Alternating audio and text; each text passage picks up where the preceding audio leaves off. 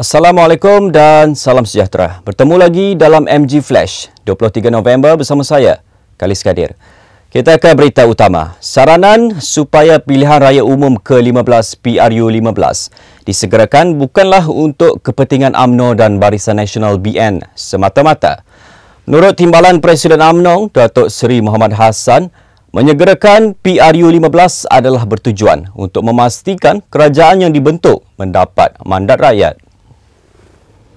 Menurut laporan bernama, Datuk Seri Mohamad menjelaskan kerajaan yang mendapat mandat rakyat lebih stabil seterusnya mampu memberi keyakinan kepada banyak pihak termasuk pelabur asing. Tambah beliau, saranan UMNO itu bukan dibuat kerana parti itu baru sahaja memenangi pilihan raya negeri Melaka, tetapi ia langkah penting dalam kestabilan politik dan demokrasi. Datuk Seri Mohamad berkata demikian ketika diminta mengulas pandangan Setiausaha Agung PAS, Datuk Seri Taqiyuddin Hassan, yang mengatakan PAS tidak akan tergopoh-gapah meminta PRU15 diadakan segera. Tambah Datuk Seri Taqiyuddin, PRU15 ditentukan Jemaah Kabinet dan bukannya parti politik. Ketua Pengarah Kesihatan Tan Sri Dr. Nur Hisham Abdullah memberi amaran Malaysia tidak mampu lagi menghadapi lonjakan kes COVID-19. Menerusi hantarannya di Twitter, beliau meminta semua rakyat untuk sentiasa berwaspada. Beliau turut menasihatkan orang ramai untuk menjalankan ujian kendiri, patuh kepada prosedur operasi standard SOP dan mendapatkan vaksin. Minggu lalu, beberapa pakar kesihatan dan pegawai perubatan memberi amaran Malaysia akan berdepan dengan gelombang baharu COVID-19 awal Disember ini. Sejak beberapa minggu kebelakangan ini, kes positif baharu menunjukkan tren meningkat sehingga pernah kembali ke angka melebihi 6,000.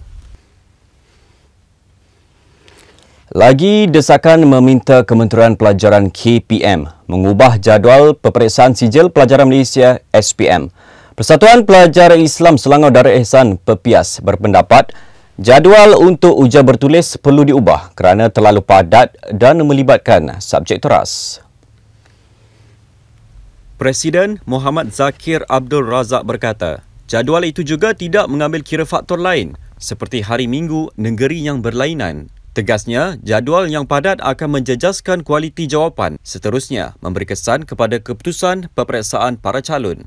Apatah lagi calon-calon SPM terpaksa berdepan situasi pengajaran dan pembelajaran di rumah PDPR yang sangat mencabar sebelum ini. Walhal menurut beliau, SPM adalah peperiksaan besar dan penting dalam menentukan perjalanan pelajar untuk menyambung pengajian ke peringkat lebih tinggi selepas ini. Pepias katanya turut mencadangkan supaya subjek teras tidak boleh dijadualkan bersama subjek lain pada hari yang sama. Ini adalah untuk memberi ruang yang cukup untuk calon mengulang kaji pelajaran sebaik-baiknya.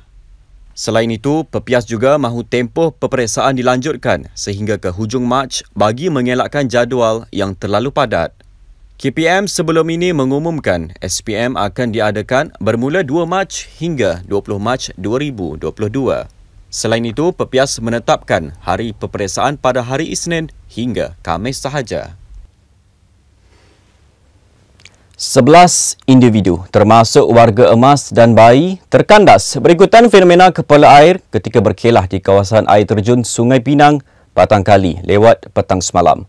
Pengarah Bomba Selangor Nur Azam Khamis berkata, kesemua mangsa berjaya dibawa keluar ke kawasan selamat selepas pihaknya memulakan operasi jam 7.40 malam.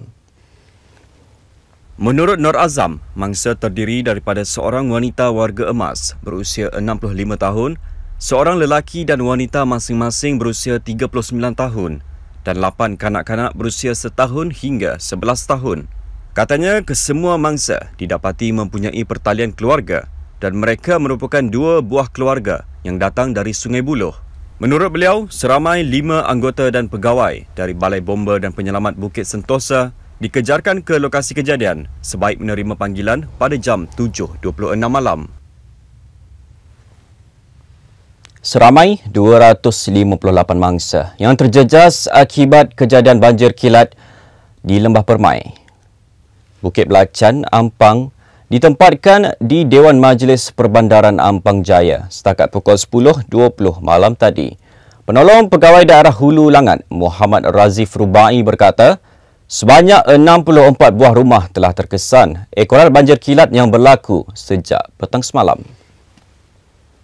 Terdahulu, hujan lebat hampir 3 jam sekitar Lembah Kelang petang semalam mengakibatkan beberapa kawasan di sekitar Ampang dilanda banjir kilat. Antara kawasan terlibat termasuk Taman Hillview, Kampung Lembah Jaya Utara dan Lembah Jaya Selatan. Pengarah Jabatan Bomba dan Penyelamat Malaysia JBPM Selangor, Nur Azam Khamis berkata, hujan lebat berterusan menyebabkan 3 kawasan itu dilimpahi banjir kilat setinggi antara 0.3 meter hingga 1.5 meter. Banjir kilat turut menyebabkan 3 penduduk terperangkap dalam kediaman yang dinaiki air dan anggota bomba menjalankan operasi mengeluarkan kesemua mangsa ke tempat selamat.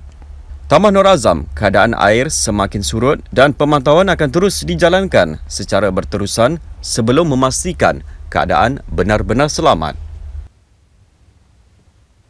Dengan itu, sekian dahulu MG Flash buat masa ini. Teruskan bersama kami untuk mengikuti perkembangan terkini dari semasa ke semasa di platform media sosial Malaysia Gazette, di Facebook, Twitter, Instagram dan YouTube atau melalui portal di Malaysia Gazette di www.malaysiagazette.com. Assalamualaikum dan salam hormat.